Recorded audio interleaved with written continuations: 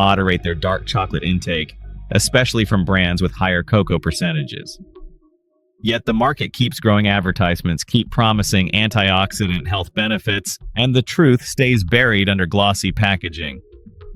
Hershey's marketing division still positions its dark bars as a better indulgence. What most people don't realize is that the darker the chocolate, the higher the concentration of metals absorbed from soil during cultivation. It's chemistry turned commerce, and few regulators want to touch it. Some states like California adopted stricter benchmarks through Proposition 65, forcing companies to warn consumers if their products exceed microgram limits. The result: many brands quietly adjusted recipes, reduced serving sizes, or simply added disclaimers in small print. Hershey's, however, fought back against the idea of labeling, arguing that it would cause unnecessary confusion. Confusion is convenient when awareness threatens profit. The line between compliance and concealment grows thinner every year. Behind the corporate walls, another issue shadows the brand traceability of its cocoa supply. Investigations from international watchdogs reveal that Hershey's, along with other chocolate giants, still struggles to guarantee that its cocoa is free from child labor or forced labor practices. The same lack of transparency that hides exploitation also hides contamination. When raw materials come from unmonitored regions, metals like lead and cadmium slip in unnoticed. It isn't malice, it's indifference scaled into a business model. And while media headlines fade, the long-term consequences linger. Lead accumulates slowly in the bloodstream. Cadmium builds up in kidneys over time. For a healthy adult, the effects are invisible at first: a little fatigue, a dull headache, maybe nothing at all.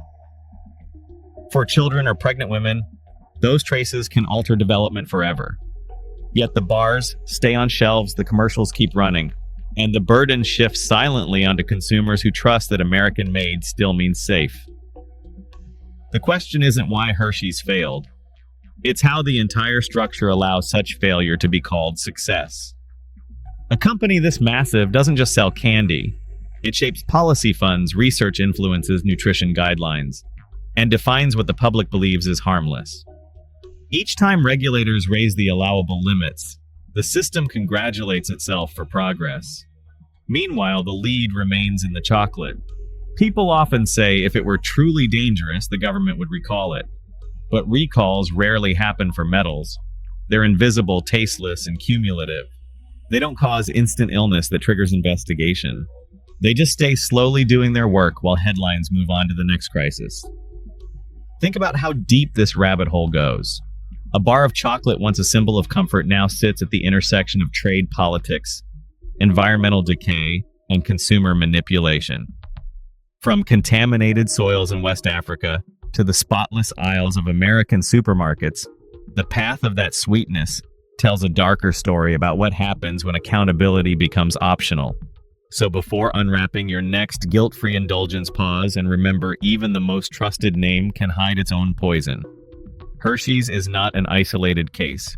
It's a mirror reflecting how easily safety can be sold, how quietly trust can be bought, and how far corporations will go before someone finally says enough. Number 2, Lindt.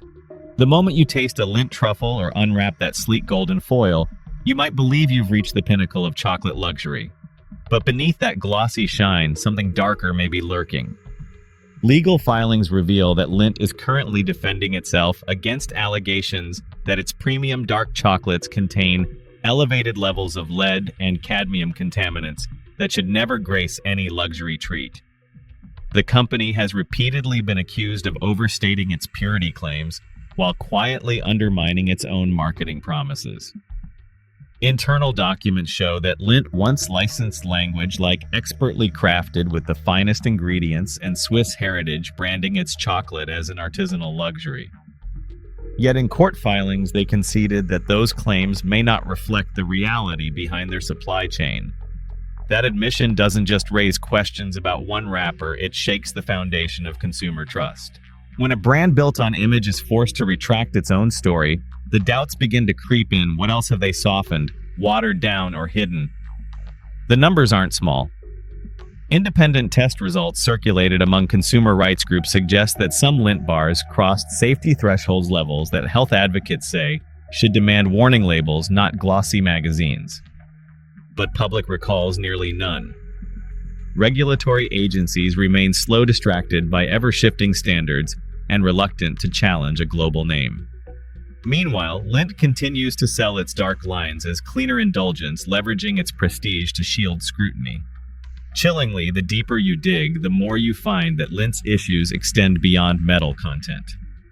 Its supply chain is vast and opaque cocoa beans sourced from West Africa, Latin America, and Southeast Asia, with variable oversight. Reports from investigative NGOs have flagged some of Lindt's suppliers for failing to disclose critical soil assessments, or for not demonstrating rigorous contamination testing.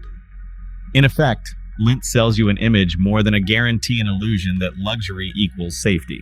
The industry's weakest link might be the very legislation meant to protect you. In places where permissible exposure levels are loosely defined or rarely enforced, corporations can claim legal compliance even as they push boundaries. Lindt's defense leans hard on legal fine print. Yes, our bars are within federal limits, they assert, so we're safe. But those limits were drawn decades ago, often influenced by industry lobbying or outdated research. Under that scheme, a chocolate bar can legally carry cancer-linked contaminants and still fly off shelves in gleaming boxes. For viewers who already monitor their diet, who worry about brain health or kidney function, or who try to protect children and loved ones, this should hit harder than any sweet temptation ever could. Lindt's slip doesn't just affect indulgence. It questions whether premium still means anything real in a world where regulatory inertia is the default. So what do you do when one of the world's most trusted names is tangled in uncertainty? You pivot to brands that publish third-party lab results that commit to transparency, not just marketing poetry. Seek out chocolatiers that openly share heavy metal assays that list supplier tests from source farms. Opt for bars with clear traceability, smaller scale producers who have nothing to hide. For example, brands like Endangered Species and Alter Eco have publicly shared lab data bypassing the smoke and mirrors. Choose the ones that refuse to rely on prestige to shield their secrets. If Lindt's legal defense relies on silence, yours must demand disclosure. Let your next chocolate purchase be a vote not just in flavor, but in accountability. Don't let your sweet moments be the quiet stage for toxicity. Number 3, Theo Chocolate. You walk into a Whole Foods spot, the Theo Bar, and think finally a chocolate that does things right. Organic, fair trade, made in the US. The kind of product that makes you feel good about spending more. But here's the twist that most shoppers never see coming. Those glossy labels may be hiding a far darker truth than anyone imagined. In recent lab tests reviewed by consumer safety groups, Theo Chocolate's dark bars were found to contain levels of lead and cadmium that should have triggered mandatory warnings in states like California. Not a trace here and there, not a technicality. These bars tested at more than 100% over the allowable limit for lead and nearly double for cadmium. These numbers don't just blur the line between safe and unsafe. They erase it. And while some might argue these limits are just guidelines, heavy metals don't negotiate. They accumulate in your blood, in your brain, in your children. Theo's public stance is familiar. Their products meet federal safety standards. Their testing is within norms.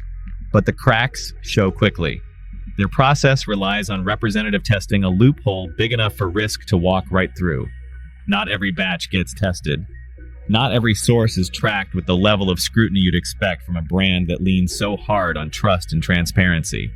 And when the numbers came out, Theo didn't issue recalls, didn't pull products, didn't even notify the retailers selling them. This isn't just about one brand. This is about how easily ethical becomes a shield. A way to deflect questions, buy time, and smooth over real danger with marketing poetry. The deeper issue lies in how the system allows this. Federal agencies have no binding limits for heavy metals and chocolate. State-level protections like California's Proposition 65 are among the few firewalls that remain, and even those can be dodged through legal arguments about dosage and serving size. Brands like Theo operate in that vacuum, legally protected, publicly praised, silently risky, and the illusion gets deeper. Theo has built a reputation not just on purity, but on moral superiority, fair labor, sustainable farming, community impact. But multiple investigative reviews have raised red flags about traceability in their sourcing regions. When cacao comes from areas with known soil contamination and lacking environmental oversight, heavy metals don't need an invitation, they're already baked into the process. No amount of feel-good branding can scrub that away. Now here's where the damage becomes personal. For those living with chronic illness, those managing kidney function, those with kids or grandkids, these aren't abstract dangers. This is daily exposure that builds quietly, invisibly until it becomes irreversible. The worst part, most people would never suspect it from a bar that costs nearly $5 and markets itself as the gold standard in ethics. So, what's the better move? Shift your loyalty toward brands that don't just say the right words, but prove them batch by batch, report by report. Names like Taza Chocolate, which stone grinds its beans and publishes test results openly, or select dark bars from Ghirardelli, which in some tests have fallen below warning thresholds. Look for transparency, not gloss. Pick companies small enough to still care or big enough to be held accountable, nothing in between. Because if even a brand like Theo, built on the promise of doing better, can quietly allow this kind of exposure, then what hope is there for the rest? In the end, it's not about trusting the label. It's about asking who wrote it, who verified it, and who benefits from your belief. Coming up next, a legacy luxury brand whose image is polished like gold foil, but what's hiding inside may leave a bitter taste that's hard to forget. You pick up a Godiva dark chocolate bar wrapped in gold, stamped with the words Belgium 1926, and feel like you're holding a piece of edible luxury. But behind that shine lies a truth most consumers are never told. Independent tests revealed that certain Godiva bars contain lead levels that exceed what some states classify as safe exposure by more than 140% per ounce. Not just a trace, not just a margin. Enough to raise legal red flags. Legal filings now accuse Godiva of selling chocolate with unsafe levels of heavy metals without providing any warning to consumers. Think about that. A product marketed as refined, elegant, and high-end may quietly expose its loyal buyers to lead. And when the label says nothing, no alert, no dosage information, you're left completely in the dark, assuming safety because the brand feels premium. But the truth is, Godiva's reputation rests on illusion. Multiple lawsuits have already challenged its Belgian-made identity, forcing the company to pay out millions after consumers learned that many of its chocolates are actually manufactured in the United States and elsewhere, not in Belgium. That carefully curated image of heritage and craftsmanship, its branding, its marketing, it's not a promise of purity. And when it comes to safety, Godiva, like many in the industry, leans on legal thresholds, those loose federal guidelines that don't reflect the risks for older adults, for children, for people with chronic illness. There are no nationwide rules on how much lead or cadmium can legally be in chocolate. So long as a product skirts under outdated averages or ambiguous standards, it's considered compliant. But compliance doesn't mean clean. It just means quiet enough to keep selling. The deeper you go, the more the cracks appear. Godiva's cocoa sources come from broad international supply lines, many of which lack strict environmental controls. Soil in cocoa-growing regions can be contaminated naturally, or through decades of mining and poor regulation. Without clear transparency at the farming level, there's no real way to verify if those beans were safe, or if what you're biting into is a sweet disguise for systemic failure. And that's the cost of luxury, isn't it? You pay for the branding, the box, the illusion of quality. But inside, the risks are no different, maybe even worse than the cheapest bar on the shelf. Because the money goes to the marketing, not the monitoring. When brands like Godiva get to decide how much they tell you, the result isn't protection, it's manipulation. For people living on fixed incomes, already navigating chronic health concerns, or trying to protect their families, this isn't just about chocolate, it's about trust. And that trust gets broken the moment safety becomes optional. Coming up next, a name that sells itself as smooth and silky comfort. But once the wrapping peels away, the bitter aftertaste might linger far longer than expected. Number 5, Dove. You pick up a Dove Promises Deeper Dark Chocolate bar drawn in by its smooth wrapper. And that promise of deeper flavor, and feel like you're choosing something safe, something indulgent. But hidden behind that familiar name is a class action filing with claims that this very product contains unsafe levels of lead and cadmium. Documents in the lawsuit assert that in just 1 ounce, the Dove dark chocolate exceeds California's allowable limit for cadmium by over 112% and shows a significant level of lead as well. That's not a small discrepancy. That's over the line. The lawsuit contends that Mars, maker of Dove, failed to warn consumers and allowed the product to be sold without adequate testing or disclosure.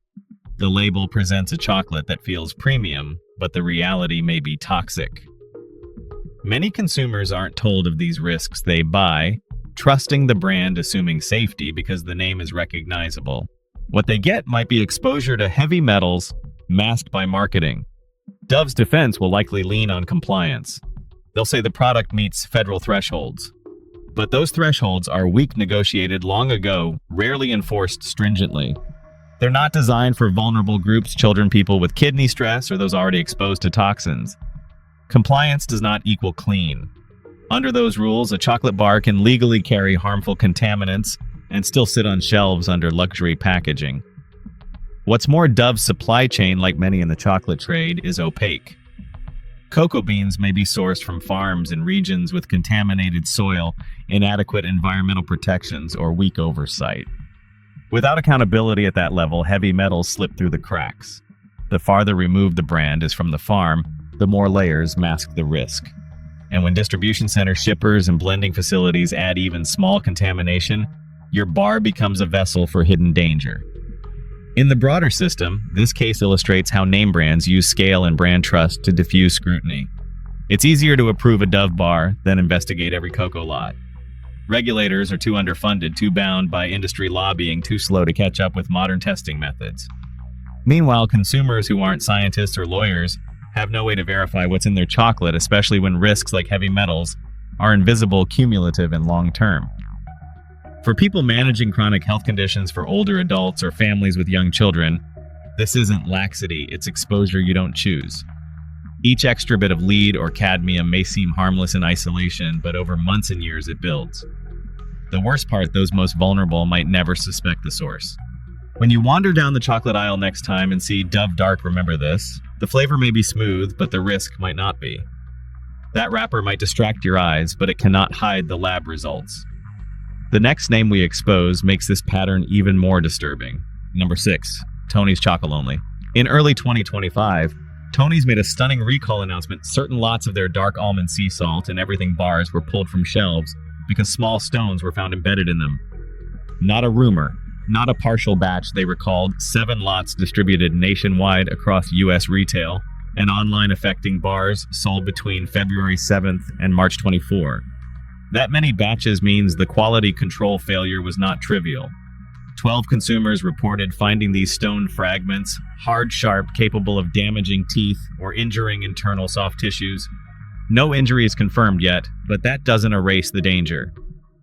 Tony's cited a breakdown in their almond processing supplier chain as the likely source. Stones that should have been filtered out before mixing with chocolate somehow got through multiple quality checks.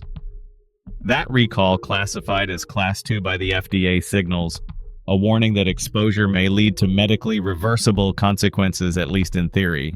But for vulnerable consumers, people with fragile dental work, those with weaker immunity, older adults, or children, a fragment as small as 6 millimeters can still break enamel, scratch gums, or lodge in a throat passage. What makes this disturbing is not just the physical hazard. It's how this incident undermines everything Tony's has built. The brand has long marketed itself as a force for good in chocolate ethical sourcing, fair pay transparency. A recall of this nature erodes that perception. If stones can slip in, what else might slip in unnoticed? Tiny metal fragments, contaminants, heavy metals. The same supply chain loopholes that allowed stones may also allow chemical risks, and the implications ripple outward. Consumers pick Tony's because they believe they are voting with their dollars, choosing ethical chocolate.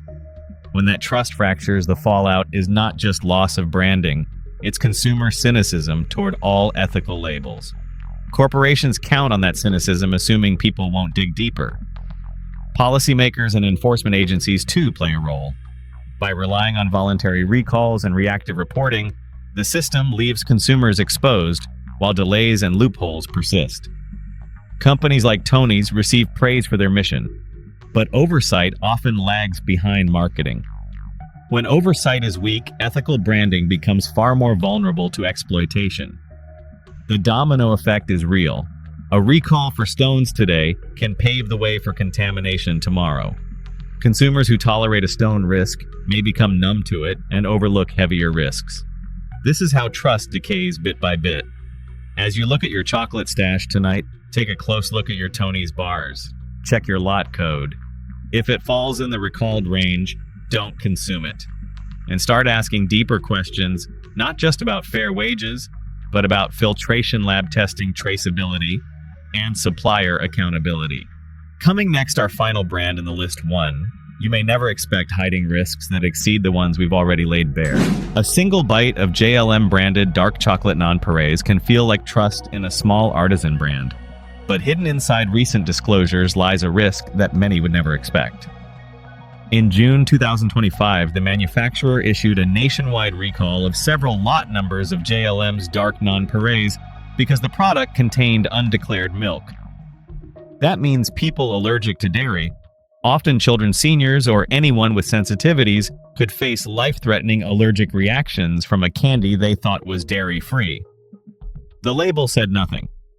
This recall was not about overt toxins or physical contaminants. This was about deception hiding an ingredient that carries risk for many.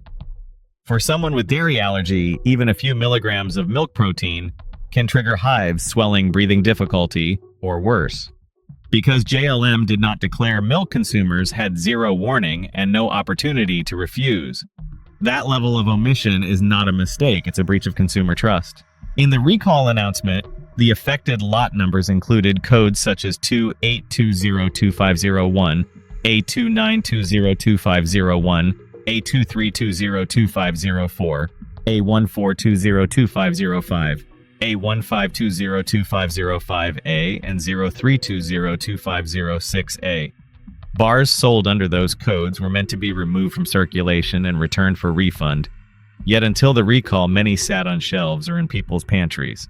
That means someone might have taken a bite thinking it was safe only to experience symptoms. What's chilling is how quietly such a recall can be executed. Without the dramatic headlines of a mass poisoning, the public rarely hears about these cases, and so the brand's image remains mostly intact. Customers continue buying, believing small brands are safer precisely because they're niche and so less likely to be compromised. But this assumption becomes false comfort when labeling can hide dangers. From a structural perspective, JLM's lapse reveals weaknesses in regulatory oversight and in the trust framework consumers rely on. All too often, oversight agencies react to consumer reports rather than proactively testing small brands. The budgets and priorities of food safety enforcement do not scale proportionally to risk. A tiny artisan brand might slip through gaps that giants must clear with scrutiny. Moreover, the recall demonstrates how supply chains can conceal risk. If JLM's producers or suppliers mix in ingredients without full disclosure, or if their sourcing components are cross-contaminated via shared equipment, the final product ceases to be predictable. In that uncertainty, consumers without medical training or access to lab tests are left vulnerable. When brands decide what appears on their labels, consumers must trust. And when brands choose omission over transparency, people pay the price unknowingly. For those managing health conditions, allergies, or needing certainty in what they eat, this kind of labeling failure is not small. It is a crack in the foundation of food safety. Each recall like this chips away at our collective faith in brands we consider trustworthy. What begins with dairy omission might lead others to wonder what else is hidden. As you examine your own chocolate stash, especially any JLM bar, check whether it carries one of the lot codes above, and if so, dispose of it immediately or return it to place of purchase. And when picking future chocolates, insist on full ingredient disclosure, batch transparency, and brands willing to prove, not just promise, safety. Up next, we wrap up this list and explore how the combined weight of these 7 brands reveals a system designed to let danger hide in plain sight, and how you can reclaim control of your sweetest indulgences. 7 brands, 7 different ways trust gets shattered, From heavy metals to undeclared allergens, from lawsuits buried in silence to recalls that barely made headlines. What do they all have in common? The illusion of safety, the marketing of purity, the comforting packaging that masks a system where loopholes, negligence, and corporate control decide what ends up in your body. This wasn't just a list of chocolates to avoid. It was a wake-up call, a glimpse into how easy it is for contaminated products to slip past the radar to land in your pantry, your lunchbox, your child's Halloween bag. Don't let sweetness distract you from the bitterness underneath. Double-check your labels. Look beyond the buzzwords. And when in doubt, walk away. You deserve better than chocolate that gambles with your health.